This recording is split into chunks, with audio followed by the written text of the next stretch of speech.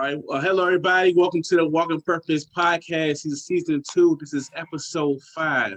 Again, y'all, special thanks, y'all, for listening, for tuning in, whether it's the podcast, whether you're going to work and you're driving, whether it's a YouTube. Walking Purpose podcast is on every Sunday. Every Sunday. We also have a YouTube channel, so you can see our faces. A lot of times you hear the audio. I'm like, what are they really thinking?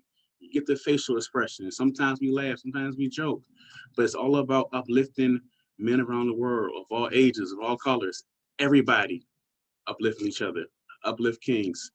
Special episodes today I'm super excited about. My good friend Dennis. Feel free to introduce yourself, sir. Thank you, Craig. And I'll tell you what, the YouTube channel, what a great idea. I mean, people get to see exactly how good looking you are. You are a Thank good looking man, I'll tell you. And those biceps, man, I'll got guns for days. Not yet. They need work. They need work. Well, thank you, Craig. I appreciate being on you bringing me on the Walking Purpose podcast. And you came on my podcast a month and a half ago or so, the Building Men podcast. So we connected through Instagram, I believe, and we've been chatting ever since. So Yes. it's good to be on the Walking Purpose podcast. I can't wait. Appreciate that. Just start off, how are you right now? I am living my best life at the moment. Love that. Absolutely. Love that. I just got my Uplift Kings and Walking Purpose podcast shirts in the mail. And I was asking my son, I have a son, he's 16 years old. I was like, his name is he's Dennis Jr. We call him Denny. I said, Denny, cool. Should I wear one of those shirts on the podcast? He's like, Dad, you can't do that. I was like, why not? I was like, it's good promotion. He goes, you could wear it on your podcast. He's like, it's like going to a concert and wearing that same t-shirt to the concert. He's like, you can't do that. He's like, they'll make fun of you for that. They'll make fun of you for that. I was like, all right, I'll wear something else today. Either way, I was cool with it. That's cool. You know, I recently was on your podcast and we was talking about like the school system and mental health. In your opinion, how important is mental health in the school system? How does that play a hand in the kids and even adults also? Sure. So for your audience as well. So I was an educator for almost 20 years. I started as a 6th grade math teacher. I taught math, general education and special education together in a collaborative setting where we had a mix of both special education and regular education students in the class. I was also a baseball coach, a varsity baseball coach, and I got my master's degree while I was teaching really early. And I started as an administrator, as an assistant principal almost 15 years ago. And so I spent a majority of my career as a middle school principal in a couple different school districts. And at that time, I recognized the importance of, one, connections between people, that you have to be really intentional about creating and maintaining positive connections between not only the students with each other, the students and the faculty with each other.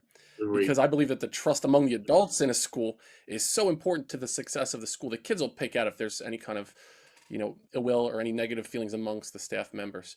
So I always try to create and really hone in on the best ways to create really positive relationships between individuals in the school. And part of that was people taking care of their mental health. I believe too much emphasis in school right now is placed on assessments and standardized tests, where we should really be placing a focus on creating and establishing positive interactions and people understanding and taking care of their mental health within a school building. Oh man, I definitely agree with that. I'm realizing that more and more as I talk and I do interviews and that type of stuff. And even I work in the school system myself, so I realize how important someone coming up to you saying, "Hey, how your day is going?" Or you got that kid got a connection with, or you got that staff member got a connection with. Yep. Part of your mental health is like, you know what? You want to have an extra incentive to go to work. Have the extra. At least I'm okay in my work system. You know what I'm saying? At least I feel like I'm being taken care of, because that's actually majority of where you spend your time at work. Craig, think about this too. How many millions of individuals go into a school every single day and are not greeted by another human being? There's countless kids that are going to school and they just feel like they don't exist, that they're just kind of going through the motions and not ever being recognized by other people. Where I worked, it was so important. Every single day, every morning, every single person in my school was involved in an advisory meeting. So we stopped everything, every teacher, every student, the administrators, the school nurse, the guidance counselor, you name it. We stopped, and every classroom kind of circled up. So there was no front or back. There was no kind of hierarchy in that environment. So it was a circle. We Yeah. called it the circle of power and respect in the schools where I worked. Circle of power and respect. So it was our CPR to start every day. And every single advisory started with a greeting. So we all greeted one another. Sometimes it was a more of a formal greeting where we would go up to each other, look each other in the eyes, shake each other's hands. Good morning, Craig. Good morning, Dennis. Sometimes it was more fun or silly or just ways to build community. But the start of every single day was a greeting. So we knew wherever I worked, every single individual was greeted by everyone else in that CPR. Really powerful thing. And then we did a share where we talk about things that they had in common. We would do some kind of a fun activity as well together in the morning. But just the start of every day was such a powerful thing. And it's such an easy thing. So the fact that you are making sure that you're greeting people on a regular basis too. And as kids see you as this mountain of a man that's like, hey, how you doing? Billy, how you doing? Mikey, how you do? What a powerful thing that you're establishing that you care about everyone else's existence as they enter the school building. Oh man, that is super powerful because I didn't get that as a kid in school, to be honest with you. And I think back then there wasn't a lot of males in the school system like there are now. So it was weird to work in the school system and learn to adjust. So I try to make sure that I greet the kids like, hey, what's up, man? Or have our own secret handshake, "Oh, Yeah. have a good day." I remember one day in particular, this is when I was like my first year working at my current job, and I was really trying to find my way out of depression. And I just now like you go to work and you just wear it on your face. Yep. Just and I remember I'm just sitting down like, okay, at least I don't gotta talk to nobody, I can just lay low. So this kid comes up to me, he's like, "Hey, Mr. Cooper, just want to give you a hug." I'm like, "Huh?" He said, "You always making me smile, so it's my turn to return the favor." I'm like, "Oh, dang." Right. That's amazing. Yeah. So You made that such an impact on that kid. There was probably a time that he was feeling low, and you made such an impact on him that him seeing you in that way, what a connection you established there. That really is tremendous. it's a cool connection to do that and to see the kids grow in a certain area when they come back from college and they say, "Man, I'm doing this, I'm doing this." You're like, "Hey." And instead of making yourself feel like I'm just the security, I'm just this. No, there is no just. I'm just a janitor. No, you are part of something big because it's a collaborative effort of making sure the kids get what they need, and when they come back and they visit you, you shape their lives. You know what I'm saying? So it makes a difference. Absolutely. Oh, definitely makes a difference. And I remember you were saying, as far as like 2020 was like a rough year for you. You care to reflect on that? What's going on? Yeah, so I look back on the last, it's more a little bit more than 365 days of my life. I'll take it back to probably April of 2020. Okay. In Towards the end of January of 2020, my ex-wife and I we went through a separation. And so I have three kids of my own. My kids are 16, 13, and my youngest will be 11 next week. Right. Right. And so I have kids that are kind of in that, high school, middle school age range. So telling the kids that we were getting separated was an enormous emotional impact on me, right? And we were, my ex-wife and I, we were going through just a really tough spot, and it needed to happen. So Yeah. I moved out, partially. The kids remained in the home. It was really important that the kids didn't have any transition as far as the home is concerned. So I moved out. I stayed with my brother. My ex-wife moved out, and she stayed with her parents. And then we'd go back and forth to the house. So I would be in the house for 3 or 4 days when she was with her parents, and then vice versa. So the kids didn't have any transition. But then what happened was mid March or whatever, as everything began to shut down, I said I was not going to be away from my kids. I wasn't going to be quarantined from my kids. They're such an important part of who I am. Right. I think it's the most important role I have is as a father. So I was like, I'll move back in and I'll sleep on the couch and we'll, share the living space in some way. It was really awkward. This is a really awkward time. And so at the beginning of quarantine, I was really depressed after going through what I was going through. My career, which I left public education, I started working with schools as a coach, as a trainer, as a consultant.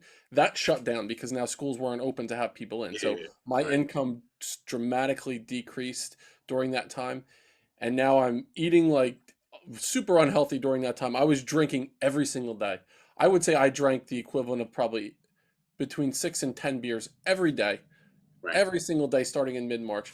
And so, Craig, I got to this point towards the end of May where it had been pretty much 2 months, and I looked at myself in the mirror and I had no idea who that man was. I didn't know how I got to that point, and I was so embarrassed and so disappointed in the person that I saw staring back from me. And I remember taking a drive that day, and I stopped in a field and I walked out and I was just like, what is this about? What is my life about? What can I do to kind of bring back where I was at one point? Knowing that the separation was leading to a divorce. It was trending in that way. And I decided, one, I was going to go back to something that I started as an assistant principal. I felt like my mission and my purpose in life was a program that I started as an assistant principal called Building Men. And I started Building Men, Craig, this is a long answer. I'll wrap it back to my Cool, last cool. year. Take your time. Take Yep. your time. So, and I appreciate that. Building Men, I started as an assistant principal in 2005 in the area where I live in Central Jersey. And as an assistant principal in a junior high school, I recognized the majority of the issues that I was dealing with as far as the disciplinary situations, suspensions, detentions, bullying, truancy, poor grades, retention. It was all the boys in the school. It was the 13, 14, 15-year-old boys. And I said, what can I do to help those young men out, understand what it was like to be a middle high school boy? What can they do to connect with one another? What can I do to try to help them feel more connected to the school? So I started this program called Building Men. And when I started the program, I had so many of the kids join and want to be a part of this group. And the group started, we would have the kids would come to school an hour before school started. We would set up, the Building Men was in a circle, and I had several groups of 25 boys. So Wow. say in eighth grade, I had 100 kids out of, maybe 175 kids. 100 of the eighth graders joined, so I had four groups of 25. And I would meet with them week one. And then week two was four groups of 25 seventh graders. And we would start every meeting with a firm handshake, look each other in the eye, greet each other.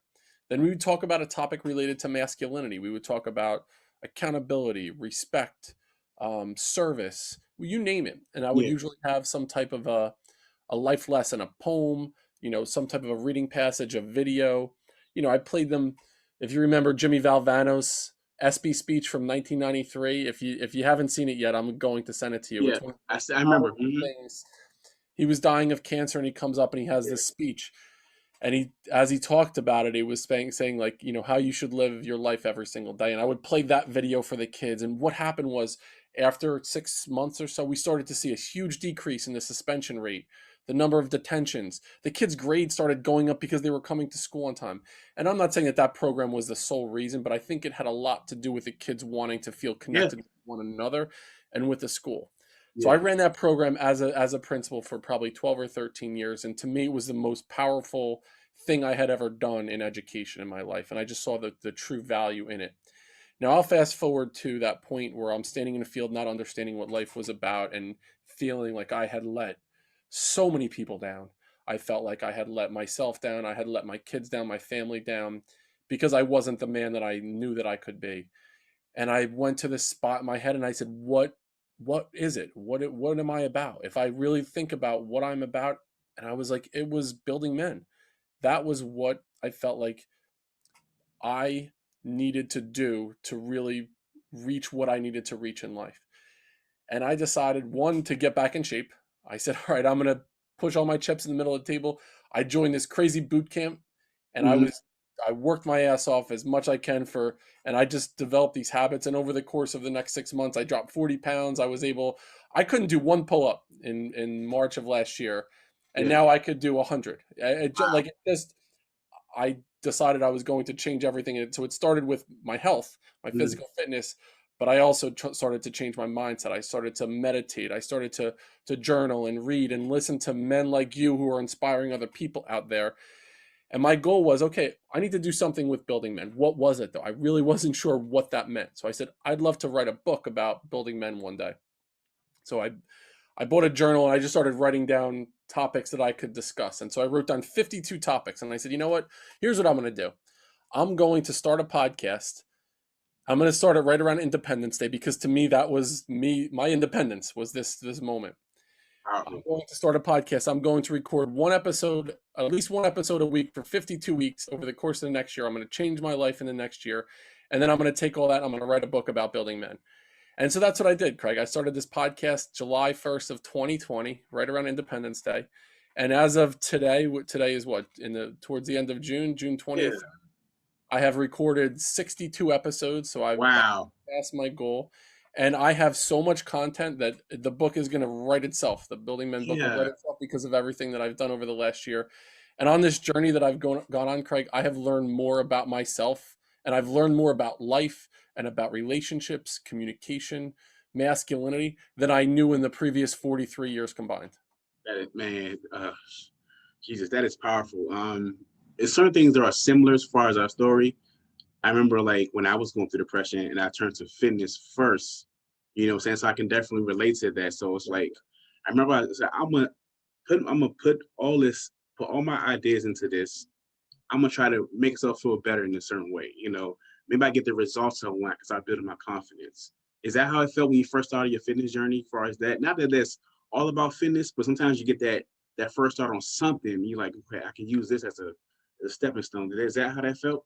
It did. It was an online boot camp that I joined, and there was a challenge. There was a video and a challenge every single day that I needed to do, and I just decided if I'm going to be about something, let me be about something that is going to be positive in nature.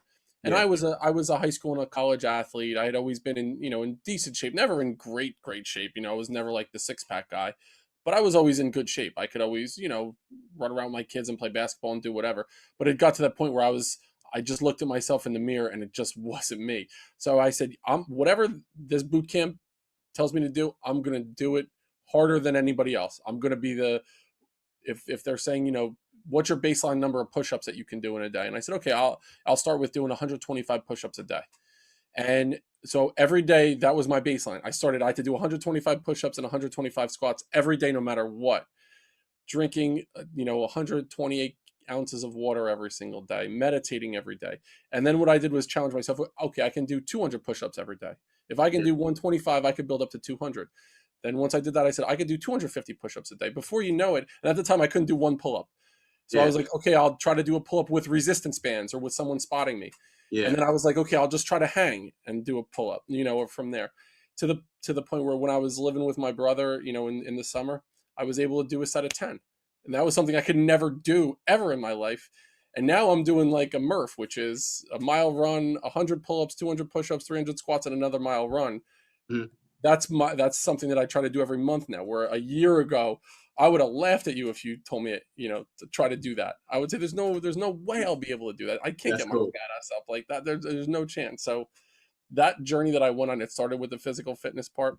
But what I did was I saw how the work that I put in translated into these little gains. Yeah, And they became the habits that I started to do on a daily basis just became who I was. These yeah, rituals became I did those things every day. Now, no matter what, I get up at 5, I meditate every morning, I journal every morning, I do some type of training every single day. Just because that I built those habits up and I saw how they changed how I showed up. And the most important part for me, Craig, was the way that I saw it impacting my kids.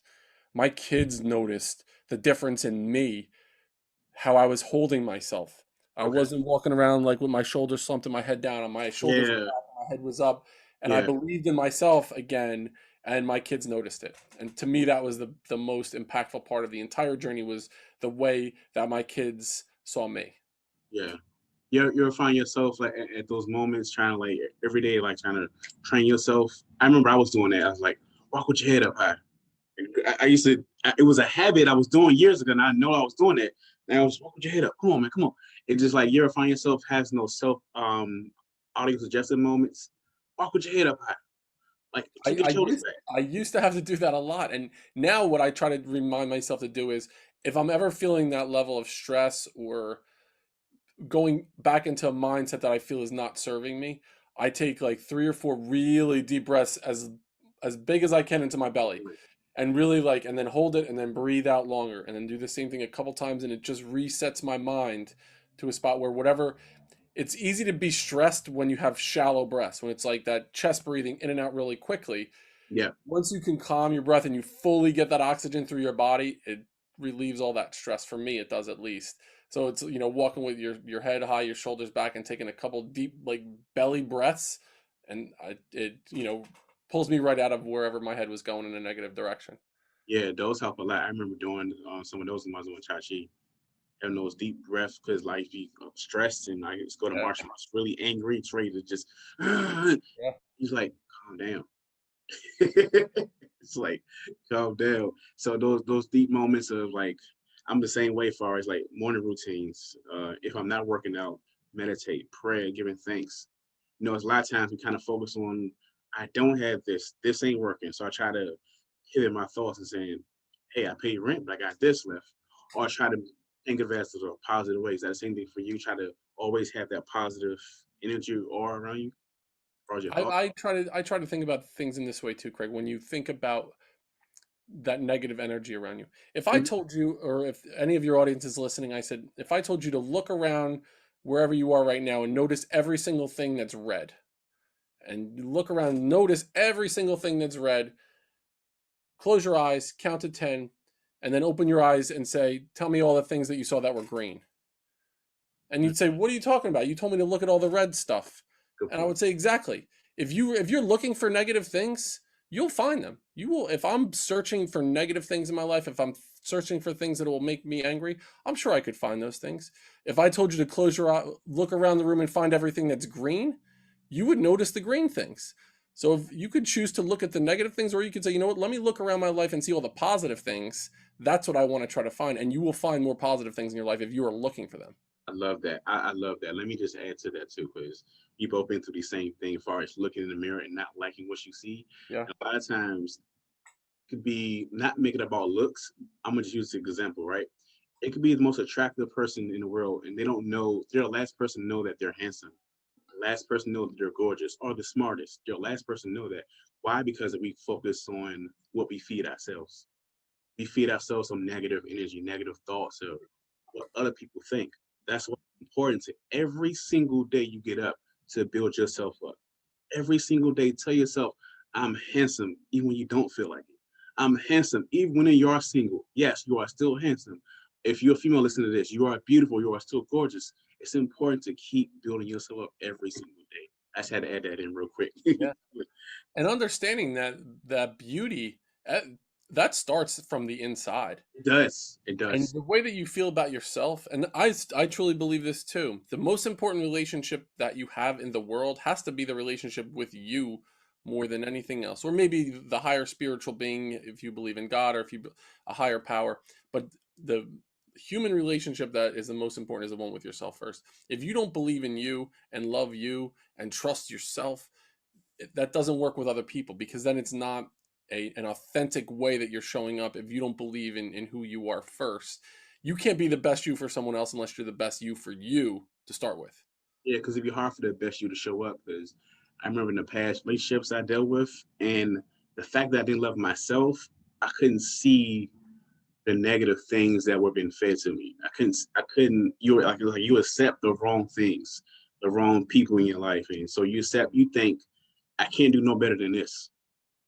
So I got to keep this person in my life, even though they treat me like crap. When you start to love yourself, like, you know what? I'm gonna set a standard for myself. And there's nothing wrong with that. I'm gonna set a high standard of who I be around. I'm gonna protect my energy. There's nothing wrong with that. I agree with that.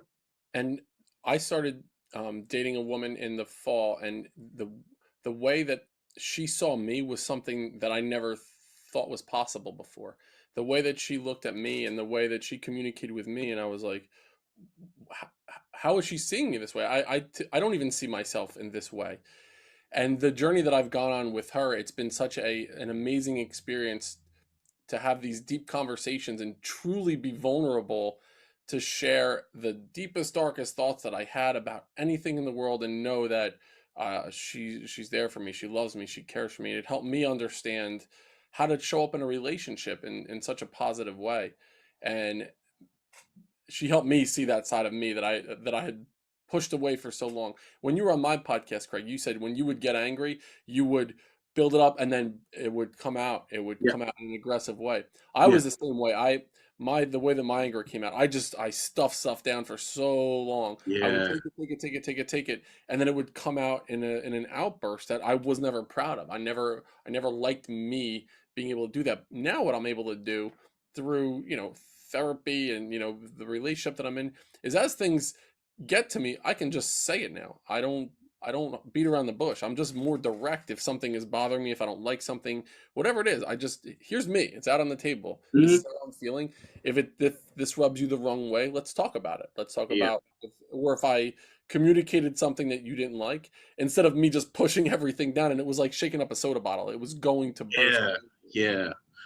Yeah, I definitely agree with another thing that we're similar on as far as, my fiance, it's the exact same thing as far as like how she viewed me. I'm like, dang, I didn't know all this existed. You know what I'm saying? So it's like, no, it's like have that person who encourage you to do certain things that are positive. I remember I was like, I want to do a podcast. Okay, let's do this. Yeah. Get the logo done. Let's go. Like, so Yeah. you're a kid, you can do anything you want. And just it's like, dang, that feels good. So you got that also, and then you add on to your self-love journey. So everything is kind of just going up and up and up.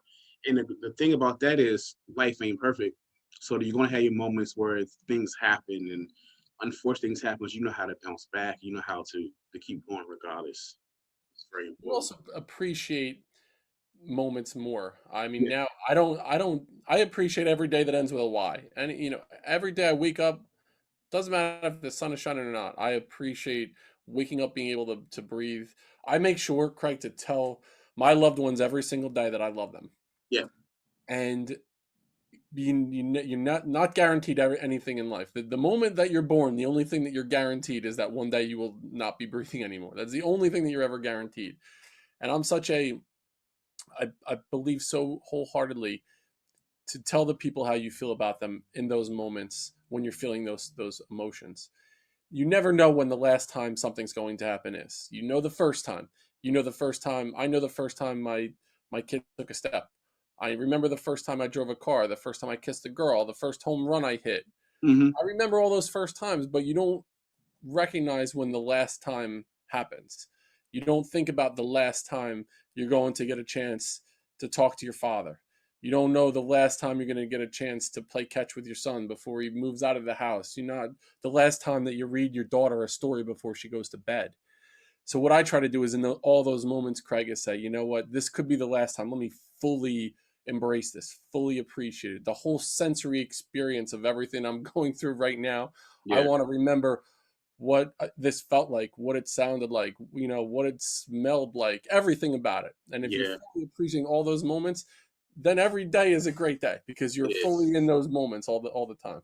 That's a great way to look at life, and that's how I view it. Also, I remember last Sunday was Father's Day, so I called my dad and I was like, "Listen to me, I need to talk to you." He said, what's wrong?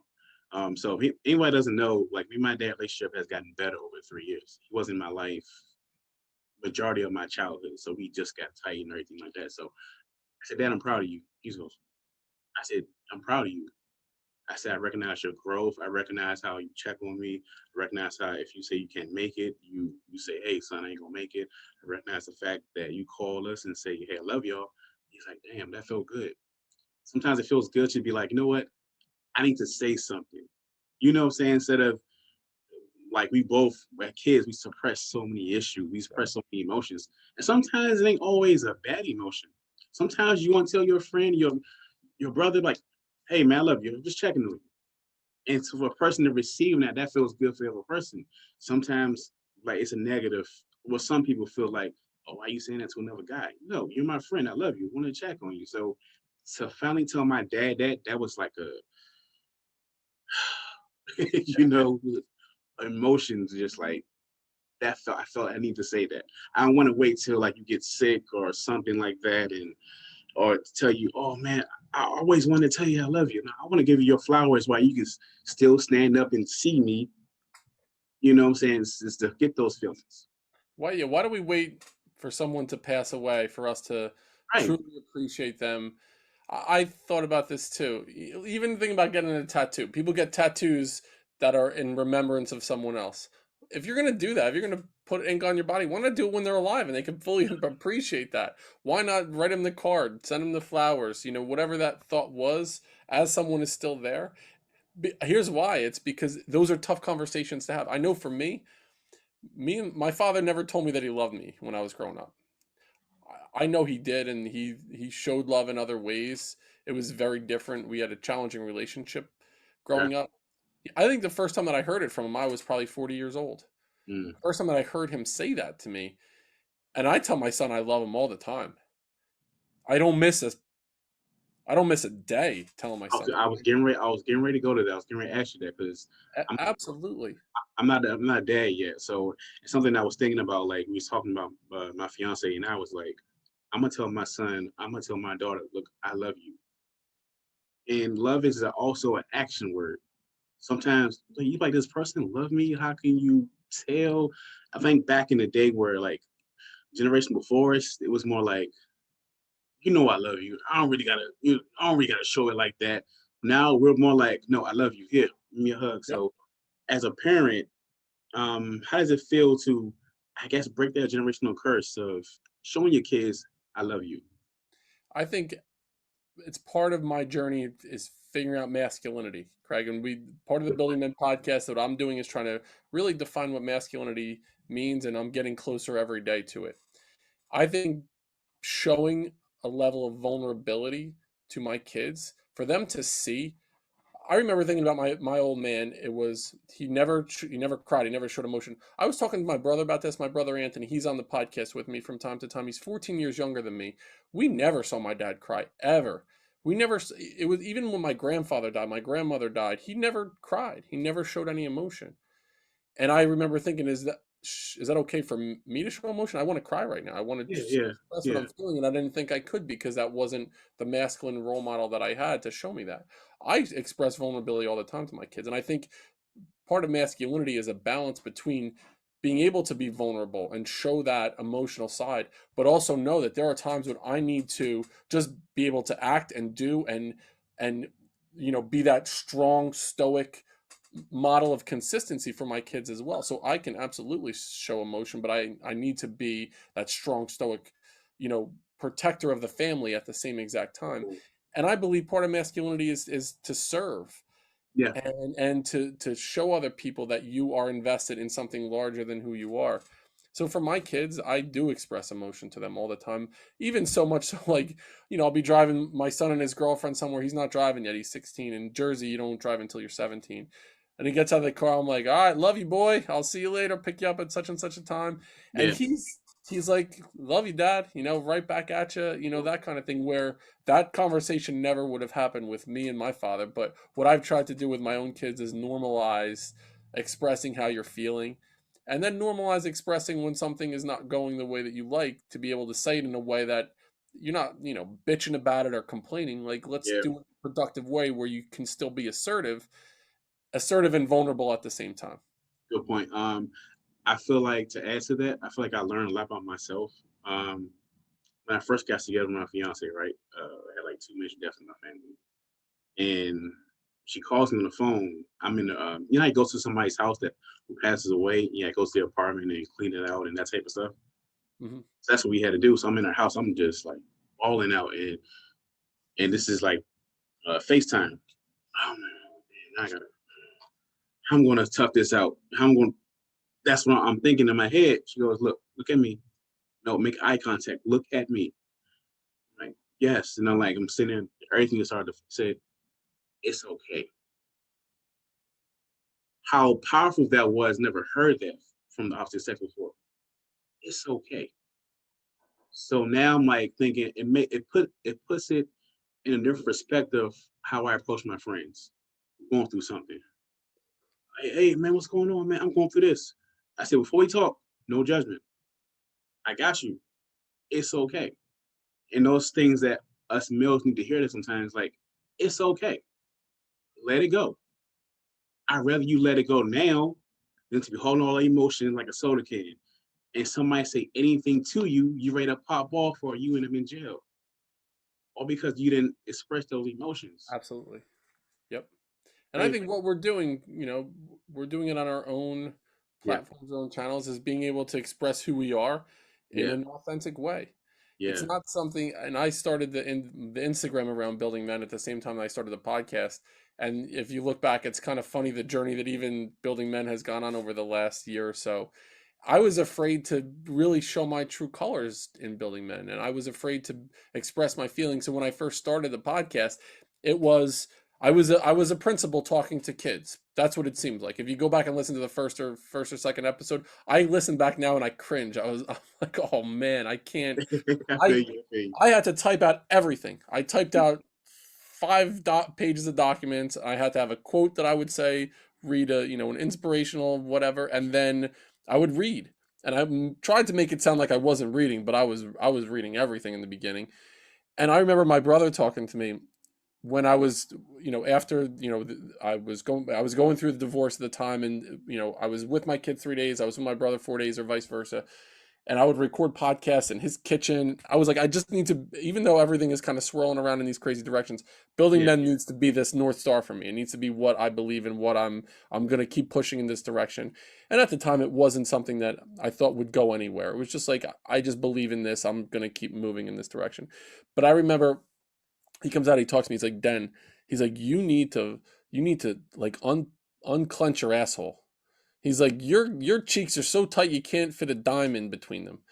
He said, you go on this podcast and you're so like tight and anxious, and he said, just let your guard down and just be you. Talk about what you believe in, and you don't have to say things in a perfect way. Just say what you feel and tell people your story. Talk about your experience in education. Talk about going through the divorce. Talk about the way you were with your old man and how he treated you playing sports and your anxiety around all these things and how you were bullied when you were a kid. Talk about that. Let people in to see who you truly are. And then people be like, all right, he's got a message. And not only that, he was in a low spot and he pulled himself out of it. Yeah. Maybe I can do the same thing too. Yeah. And that's what I decided to do. And so I took a risk and I started to do that. And then when I really changed it up is I still work with school districts all over the country, teaching teachers how to teach, teaching teachers how to interact with kids, how to build community, how to manage behavior in an appropriate way rather than a punitive way, how to engage kids in their educational experience. But I'm also really critical of the education system. Someone could listen to my opinions on this and say, "You're not working with a school anymore. You're done. Like we are done." And I could lose any hope of working with schools because of my opinions. But ultimately, I believe in what I'm saying. So I'm Yeah. not going to live in a way that I'm not speaking what is true to me in my heart at all anymore. And that's just what I decided to do. And it's helped me, like I mentioned before, shaking up that soda bottle. Now it's just like that's a constant calm that is over me Yeah. because I don't have to Yeah. worry about it anymore. Yeah. I saw a quote yesterday. I hope I'm saying this right. I said it was like saying the most weight you can lose is someone's opinion, something like that. I hope I'm saying it right. I said, oh, that's powerful. And I started my podcast in July also of last year. And I remember like the exact same thing. I was like, oh, I'm so like, oh my gosh. And you're just like, I tripped over. You're so critical of yourself so much. You're like, and so half the time people don't even notice. You're like, Exactly. oh, and that was great. You're like, what? So I get that feeling. I agree. Like it's been like, you know what, I'm gonna be me. Like fuck what they think. Yep. Pretty Absolutely. That was one of the quotes that I pulled from your podcast. Fuck what they think. I yeah, look back, Craig. I listened to some of the first podcasts. The only thing that I could hear myself saying is the word so, the word like, and That's all I hear. yeah, Did I say anything else, or did I just say so, like, so? yeah, yeah. I agree. I was the same way. I think mine was like, if I forgot what word it was, I'm like, I keep saying that. Now it's like, you know what? I'm gonna take the same approach in every area of life, every area. A lot of times they're like, I gotta be perfect. No, I don't gotta have all these $5 words. I can be me. Yep. I remember one time when I first started my podcast, this lady interviewed me, and she's like, "Well, I don't approve of your podcast and everything." This is like when everything was kind of like really crazy last year when George Floyd first happened, and I spoke on. She said, "I don't feel comfortable with you." I'm like, "That's my truth. That's what I how I feel." And that's like, look, no, if you don't like it, that's fine. It's okay. I'm gonna continue to grow. It is okay. So I'm like, you know what? I'm gonna continue that approach of, you know what? I learned to like stepping out of the box. It can be scary, but it's like that feel good. At first, I get so nervous doing interviews. I'm like, you know what? I'm talking about me. This is easy. Yeah. I'm not talking about something I'm foreign. I'm talking about my story. I'm talking about me. But how can I go wrong with that? You know? Stepping outside of the box is such a great analogy. I feel like in life we are placed in these boxes for such a long time, and it's scary to step out of the box when the box is safe and it's comfortable and you feel cozy inside, but it could kill you by feeling comfortable in that cozy box. You need to experience life in a way where you step outside the box. My girlfriend tells me I was like Buzzy the Bumblebee. There's this children's book called Buzzy the Bumblebee. Yeah. And so Buzzy, you know, doesn't initially doesn't think he can fly. And everybody tells him he can't fly.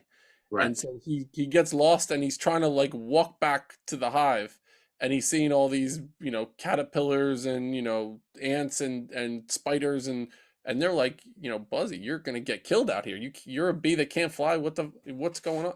And he goes through this treacherous journey back, and he gets back and he tells his parents how he goes through this crazy stuff and he almost died. And they're like, Buzzy, you can fly. He's like, Mhm. no, I can't fly. They're like, absolutely, you can fly. You just gotta try. You gotta try to do it. And he does, and he realizes he can. And it was just everyone else telling him the whole time he couldn't do it. And he was kept in Mhm. this box in his head that he wasn't able to do because that's what other people told him. But he was the whole time. Yeah. And to me, I mentioned before that journey that I went on, Craig, and there was a song, and it's like a classic rock band. The name of the band is the Eagles, and Mhm. I remember listening to them growing up. My father was a huge classic rock fan, and there was a song by the Eagles called "Already Gone," and that moment in my life, I told you I was standing in that field and I was kind of Yeah. questioning everything, and a song came on, and it was "Already Gone" by the Eagles, and there's a line in the song, and the line was, "So oftentimes it happens that we live our lives in chains and we never even know we have the key."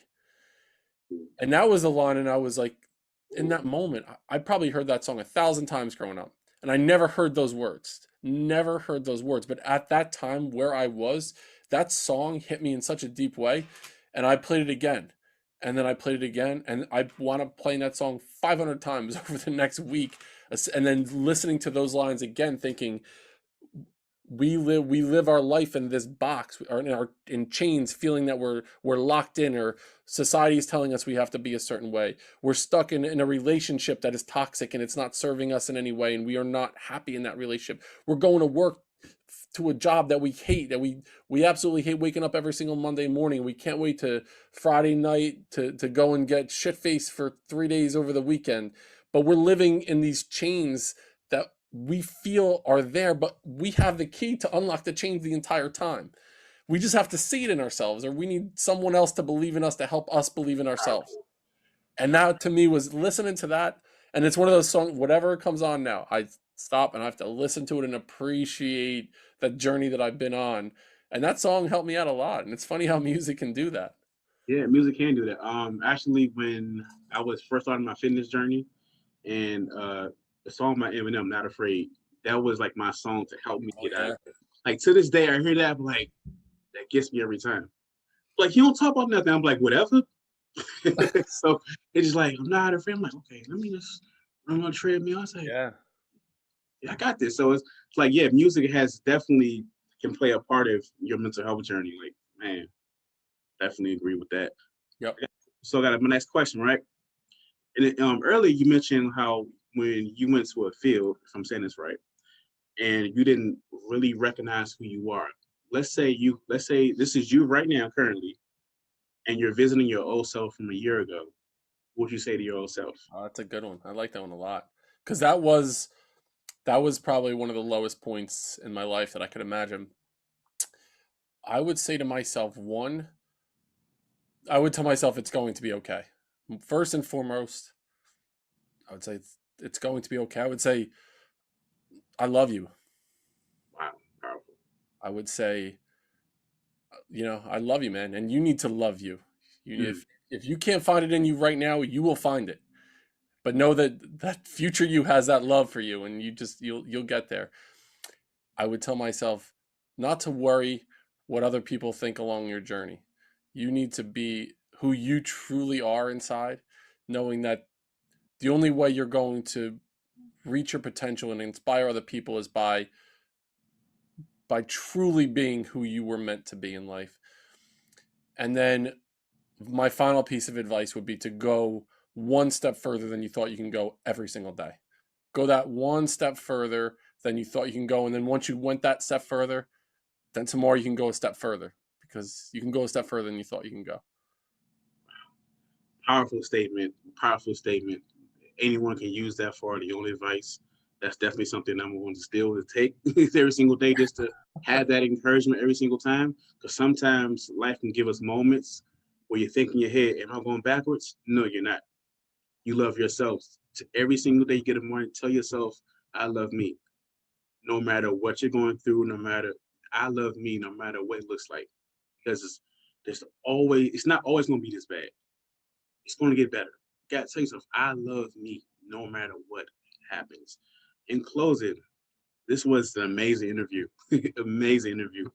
Tell the audience where to find you as far as your social media, as far as Instagram and anything like Sure. that.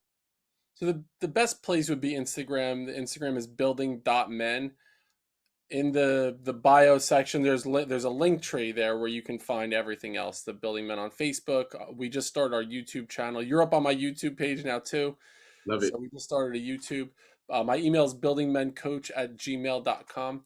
And then the other thing is, I have some big news. We just Building Men just got sponsored by an apparel company called Finish the Race, and so Oh, I'm wow. wearing, this is their logo right here. I'm gonna pop my chest out a little bit. Finish the Race Okay. logo.